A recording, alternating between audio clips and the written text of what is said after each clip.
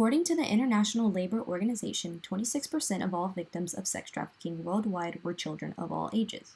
It's scary to think that yourself and your siblings or friends could all be at risk. I've become very aware of this problem through the constant stress for safety at my job. I have also been involved or heard about numerous incidents where myself or my friends have felt uncomfortable as a customer or staff member. I've made it my personal mission to raise awareness, starting with my local government officials. Let's face the facts. Anyone at any time is at risk of becoming a victim to sex trafficking, and to be quite honest, it's not talked about enough. We need to help create a sense of urgency for the future. You will want to listen to this speech so you can help the next person. Today, I will discuss the problem survivors face once out of sex trafficking, and I will outline a solution to this problem, and finally discuss the benefits. Having to deal with the trauma and stress from their experience, sex trafficking can leave survivors unable to resume to their normal lives.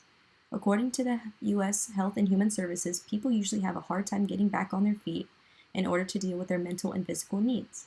On top of having to realize that they're going to need help in many different ways, they have to find a way to afford these programs.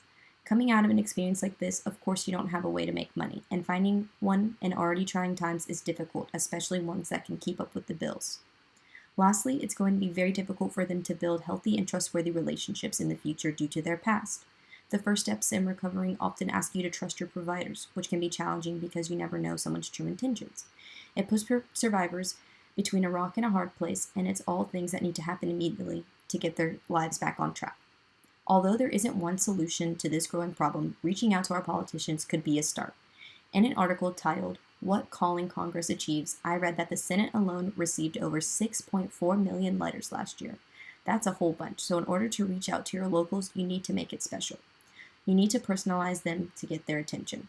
As you can see, you won't be the only person contacting your locals about important issues. Next, get others to join your cause. There's strength in numbers, and the more people you can get to write and call, the more awareness you'll be able to spread. Once you've reached out and you've got some people rallying behind you, you could take the next steps and make your voice heard. Join rallies around your community and peacefully protest if it's available, or if you're bold enough, start your own. A great starting place for that could be your social media. Your followers are usually people you know or people that share common interests, and you can use your platform to educate others and get people started and involved. So after all this effort, what happens next? Well, to start, you've raised awareness to your community, your friends, and your followers on social media, along with your local officials that have the power to try and help you.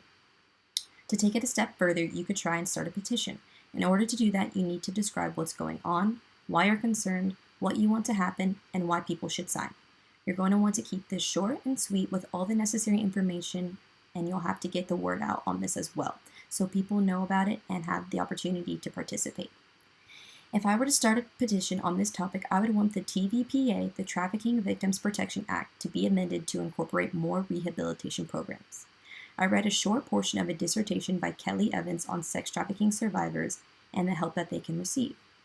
Yes, there are programs in place like mental health services, substance abuse treatment, and housing, but they offer very limited assistance and attention. Of course, they're not the only ones to blame, but there are things in place like client-patient confidentiality and that make it hard for agencies to share information and provide adequate help.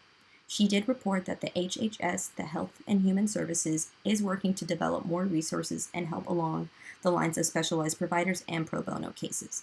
One thing that they could implement is feedback from the people who've received these services and asking the valid questions to help improve these methods.